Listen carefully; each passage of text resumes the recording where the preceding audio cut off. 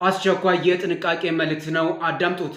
ወደ ካናዳ በአጭር ጊዜ ያለምንም ክፍያ በ45 ቀናት በ60 ቀናት ያለምንም ክፍያ በአጭር ጊዜ ፕሮሰሳችሁ ተሳክቶ ትሄዳላችሁ የሚሉ እጅግ በርካታ በግሊያቸው የሚሰሩ አጭበርባሪ ደላሎች ስላሉ ራሳችሁን እንድጠብቁ ከወዲሁ መልእክቴን ለማስተላለፍ እወዳለሁ።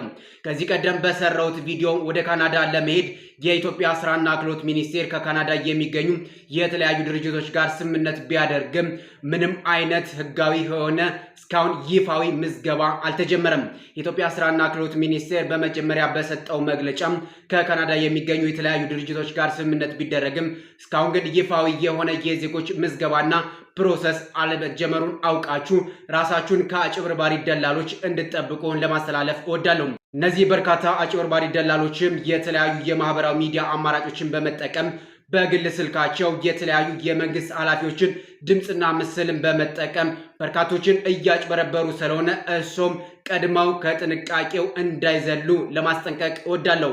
አዳዲስ መረጃዎችን እየተከታተልኩ እናንተ የማጋራችሁ ይሆናል። በመጨረሻም የፕላስ ምልክቷን በመጫን ቤተሰብ ይሁኑ።